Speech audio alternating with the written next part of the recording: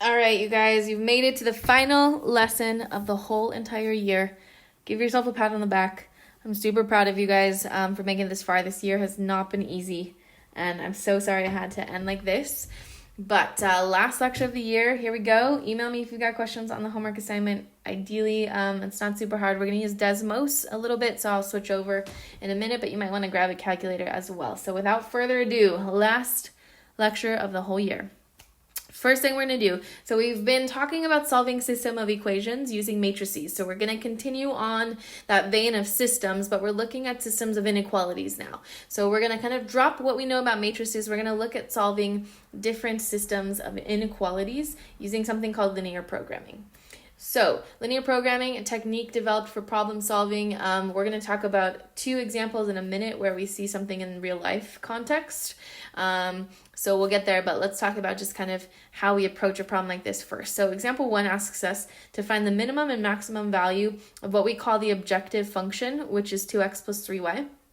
Using the following constraints. So I'm going to graph each of these constraints in a different color, and then hopefully we'll kind of see what's happening there. So y is between 0 and 6. We'll come back to that in a minute. And x is between 0 and 5. I think it'll make it a little bit easier once we actually see these other two constraints. So 0 to 6 for y, 0 to 5 for x, and then we've got this constraint, which is the line, the inequality, 3x plus 4y is greater than or equal to 12, and then we have a second one, which is negative 2x plus y is less than or equal to negative 8. So let's graph those first and then kind of get an idea of what we're looking at. Now, because we only care about the positive values for x and y, because it's got to be greater than 0, I'm going to only worry about graphing things in the first quadrant. So I'm going to drop my axes there and there. And let's talk about that green inequality. So in order to graph this, I need to get y by itself first. So I am going to subtract 3 x's from both sides and then divide by 4, excuse me. So when I divide by 4, we get 3/4 x plus 3 as the line that we're going to start with here. So plus 3, that is our y-intercept. I'm going to scale by 1 on both sides. And then negative 3/4, that tells us we go up 3 and we'd move to the left 4, or down 3 and to the right 4. So that's it. That's my line. That is constraint number 1. Now, this inequality says we are looking at the values that are greater than that. So I'm just going to draw arrows that represent the direction greater than that line, and then we'll kind of see what happens in that shaded region when we put all the constraints together. So next up in purple is that negative 2x plus y is greater than or equal to negative 8. To get y by itself, we're just going to add 2x to both sides. We get y is greater than or equal to 2x minus 8. So minus 8 would be our y-intercept. Because we're not graphing anything in the negative y values. Let's look at that point. Let's see, 4, 0, and then we'd keep going up 2 over 1.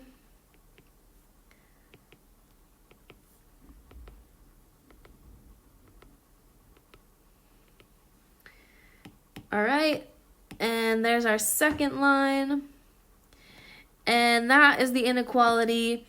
Y is greater than or equal to that. So greater than or equal to that means we're looking at the shaded region bigger than that line or above that line. So I'm going to draw little arrows kind of denoting where that shaded region would be. All right, and then let's go back and take a look at those constraints for x and y. So y is between 0 and 6. 1, 2, 3, 4, 5, 6. So between 0 and 6 is going to put us in this shaded region right here. And then x is the last one. I'll do this in orange. X is between 0 and 5. So 1, 2, 3, 4, 5 over on the x-axis gives us this vertical line here. And we're looking in there. Now, the shaded region then, all these parts that overlap or intersect, is going to be this region in here. Okay, so the constraints give us this region that we're focusing on in order to find the minimum and maximum of this objective function. So essentially, all of this shaded region are where the solutions could lie potentially. Now, there is a rule in this section. Minimums and maximums are going to occur at the vertices of what we would call the feasible region. So this shaded area is what we call the feasible region. The minimum and maximum values for the objective function can then be found or determined by looking at the vertices. So where all of these lines are going to intersect. So we've got a few of them. Specifically, we've got 5 actually. I just marked all of them in red. So I'm going to write them out and then we'll take a look at what that actually means. So 0, 3 is that first point sitting on the y-axis, and then 0, 6 is that second point. If we go over 5, 6 is the top right point, and then moving down 5, 2, and then back to like that point at the very bottom, that point is 4, 0. All right, so those are all the vertices of our feasible region. Now all that's left to do is identify what z is equal to if we define it as 2x plus 3y. So using the point 0, 3, z is equal to 2 times 0 plus 3 times 3, which is 9. Using the point 0, 6, we get 2 times 0 plus 6 times 3, or 3 times 6. All right, we get 18 there. And then if I were to plug that in, same for x and y here, 5 and 6, we get 28 for z, we get 16, and we'd get 12. So the minimum, smallest value here, minimum occurs when x is 0 and y is 3. And our maximum is 28. Our maximum occurs when x is 5 and y is 6. So the minimum value is 9, the maximum value is 28 of that objective function using the vertices from the feasible region. Okay, so slightly different example here. This is where we actually have to kind of start thinking up those regions and the constraints on our own. So here's a situation. We are looking at a manufacturer of skis that produce 2 types, downhill and cross-country skis. We've got a table that tells us kind of how this company manufactures and produces these skis. So manufacturing time per ski, it takes 2 hours for a downhill ski, 1 hour for a cross-country ski, and the factory has 40 hours of available time to devote to those things. Finishing time per ski is 1 hour for downhill, 1 hour for cross-country, and the factory has 32 hours of time a week to devote to finishing time per ski. The profit per ski then is $70 for each downhill ski made and $50 for each cross-country ski made. And what we want to do is we want to use this table and information in order to figure out how many each kind of ski should be produced to achieve this. Maximum profit is what we are looking for. So we are looking to maximize the profit. So profit is 70 times the downhill ski plus $50 times each cross-country ski. That is what we are trying to maximize. I'm going to label those X and Y. You could call them whatever variable you want. I'm going to pick X and Y because I'm going to switch over to Desmos in a minute to graph these. Okay, so we are looking to maximize this equation, 70x plus 50y. We're maximizing profit. That is the equation that gives us profit. So that is like that equation for z. That's our objective function that we're looking at maximizing. So now we have to develop the constraints for this problem, and then we'll figure out what that feasible region is and then the vertices of that. Okay, so let's talk about manufacturing time per ski. This is going to help us come up with one of those constraints.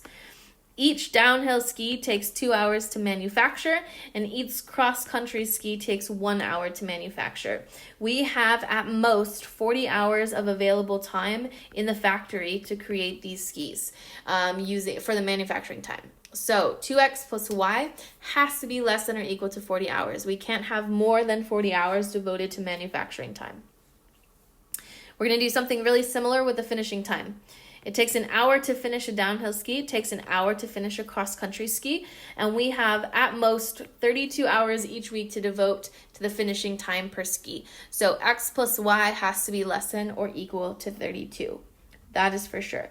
Okay, one other thing we're going to look at here is not something given to us in the table, but it's something we have to consider. We're looking to maximize profit. So one other thing we're going to write in, we can assume that x and y must be greater than 0. These are things that are not given to us in the table, but we're going to make an assumption that in order to maximize profit, we have to sell more than 0 downhill and cross-country skis. So those are all of the constraints for this problem. Instead of graphing by hand, because we're going to see the numbers get a little bit big, I'm going to move over to Desmos and we're going to see these constraints on a graph, and we'll look at that feasible region and the vertices there. All right, so this is what it looks like when I graph all those constraints. X and y are greater than 0, which is why we're only focused in the first quadrant. And then the two lines on the graph represent the 2x plus y is less than or equal to 40. That's the higher one, the one with the steeper negative curve. And then x plus y is less than or equal to 32, which is this line right here. And because those things are less than, we see the shaded area kind of between the x, y axes and then those two lines. So there's a couple of vertices here that we can use in order to identify what the maximum profit could be.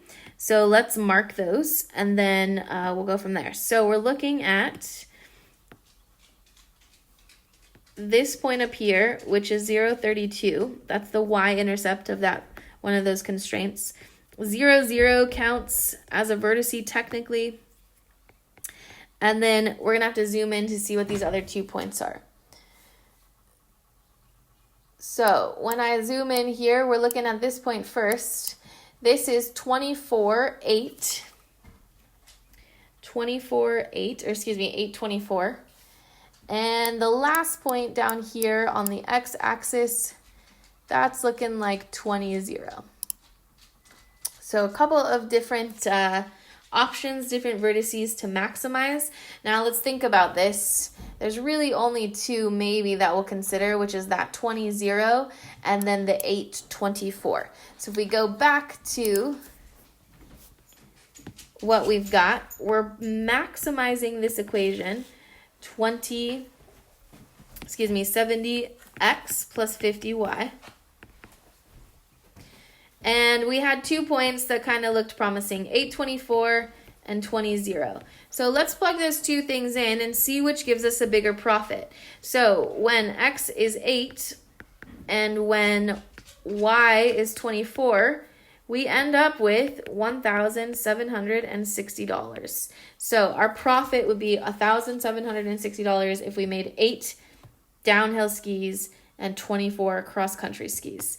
Now, if we plug in 20 for x and 0 for y, we only get $1,400.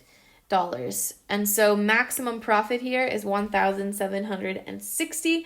That comes from manufacturing 8 downhill skis and 24 cross-country skis. All right, last example here. Another kind of problem like the ski problem. We've got this situation. A factory produces gasoline engines and diesel engines. Each week, the factory is obligated to deliver at least 20 gasoline engines and 15 diesel engines. Due to physical limitations, the factory cannot make more than 60 gas engines, nor more than 40 diesel engines in any given week. Finally, to prevent layoffs, a total of at least 50 engines must be produced.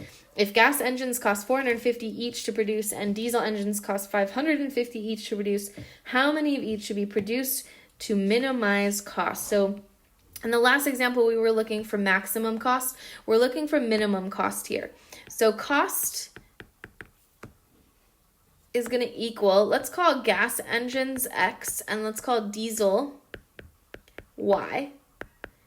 The cost to manufacture gas and diesel engines is going to be $450 for every gas engine plus $550 for every diesel engine. Okay, so we are looking to minimize cost. All right, so we're going to start with that. That is our objective function. Now let's talk about the constraints from this problem. And then we're going to go graph this and see what we get. All right, the constraints for this problem then. The first thing we're told is that every week the factory is obligated to deliver at least 20 gas engines and at least 15 diesel. So, and then we're also told, due to physical limitations, the factory cannot make more than 60 gas engines, nor more than 40 diesel engines. So we've got constraints, we've got upper and lower bounds for gas and diesel engines now. In this case, for gas engines, let's focus on those. We have to make at least 20 gas engines, but we can make no more than 60 gas engines in a week. If we take a look at the constraints for diesel, we have to make at least 15 diesel engines a week, but we cannot make more than 40 diesel engines per week. So that comes from the first two sentences of this problem. Those are the two constraints for gas and diesel. All right, then we move on to finally, to prevent layoffs, a total of at least 50 engines must be produced. So the last thing we're looking at here is the number of gas plus the number of diesel engines must be less than or greater than or equal to 50. We've got to produce at least 50 gas and diesel engines. So those are the three constraints. We've got upper and lower bounds for gas and diesel, and then we've got that x plus y is greater than or equal to 50, and we're looking to minimize this cost equation here. So let's take a look at what the graph looks like with that shaded feasible region. All right, so if we look at this graph, we've got the shaded region. We can see that the constraints for x are between 20 and 60, which is what we had. And then the y constraints are going to be between 15 and 40, which is again what we had written for the constraints for x and y. And then the x plus y is greater than or equal to 50. That would come from this portion here. So the boxes are the x and y constraint pieces, and then that kind of diagonal line that runs through is that last constraint, the x plus y is greater than or equal to 50. Okay, we know that we can find minimums and maximums if we look at the vertices of the feasible region. So let's talk about those vertices, and then we'll go back to the calculations. All right, this is that point 2040. So that's one of the possibilities. This looks like 2030. Now here we're right in between. This is 3515. This point over here is going to be 6015. And then the last point, upper right corner, looks like 6040. So we've got, what, 5 vertices that we've got to check to see what the cost is of each at each value. So let's go back. We're going to use a calculator, plug all of these values in, and see which one yields the lowest cost. All right, I've got all the vertices lined up here. Let's just plug into a calculator, right? When x is 20 and when y is 40 to our cost equation, what that yields. It looks like the cost is $31,000 there. When x is 20 and y is 30, we get $25,500. When x is 35, y is 15, we get $24,000. When x is 60, y is 15, we get $35,250. And then the last vertice, 6040, we get 49,000. So we're looking to minimize costs. We're looking for the smallest value here. That is $24,000. So the question though is how much of each engine should be produced to minimize the cost? That means that we need to make 35 gas and 15 diesel engines per week in order to minimize the cost to $24,000. Okay, that is it. Last example of the whole year, you guys. Email me if you've got questions on the homework, and then final grades will get posted after the 29th.